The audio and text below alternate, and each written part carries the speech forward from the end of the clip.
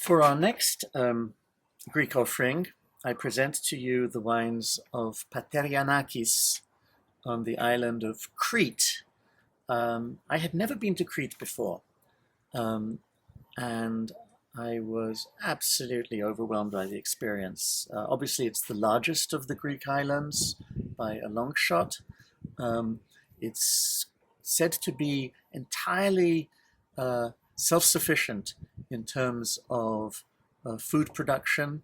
It doesn't actually need to import anything from anywhere.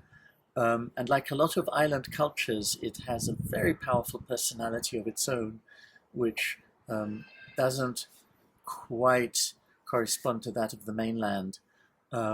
This extends to architecture, to music, uh, and to art.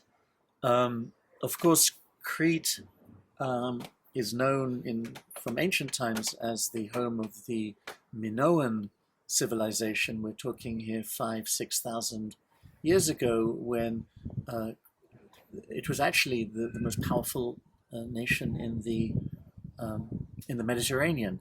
And if you go there, I heartily recommend to you to visit the archaeological museum in Heraklion, which has the most overwhelming and interesting collection of archaeological um, artifacts and sculptures and so forth from that Minoan period.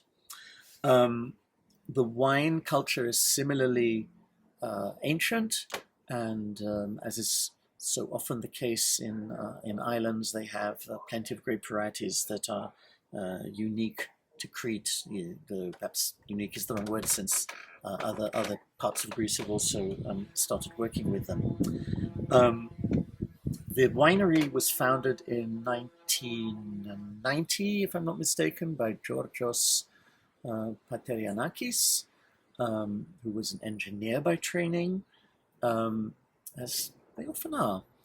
And but he's now grudgingly handing over control to his daughters, and we were shown around by the oldest, Emanuela, who's quite a force, and is full of brilliant ideas.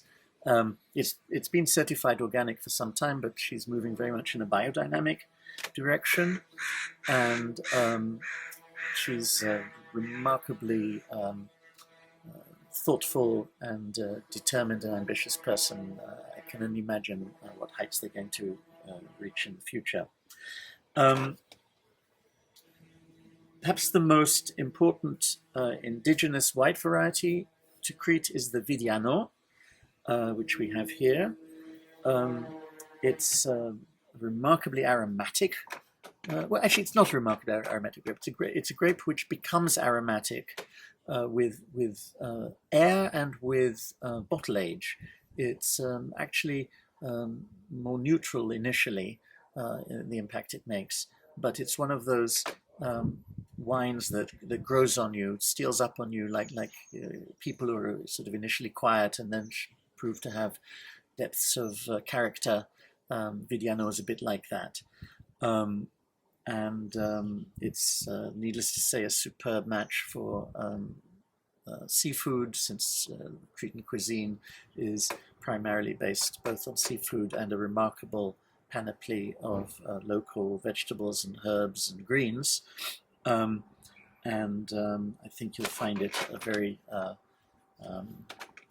compelling and unusual addition to your wine experience.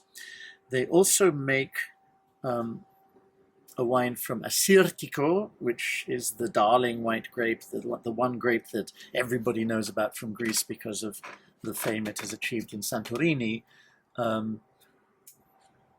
The drawback of this situation is that because everybody is so preoccupied with Santorini, they don't accord Assyrtiko the respect it deserves in other situations. But of course, whereas we can accept the primacy of Chardonnay in Burgundy, it doesn't mean that we shouldn't also welcome it when it's grown to equally fine effect in other places, like California, for example. And similarly, Assyrtiko is perfectly capable of demonstrating its depth of flavor and power and acid structure in other soils besides the volcanic soils of Santorini. So you'll find that this version is, despite its 12% of alcohol, remarkably forceful wine, very dry, very structured, very long on the palate with a big mineral charge, and it will also it's held back. It's aged on the lees for quite a long time in order to gain greater depth and evolution. And my suspicion is that this will keep for several years.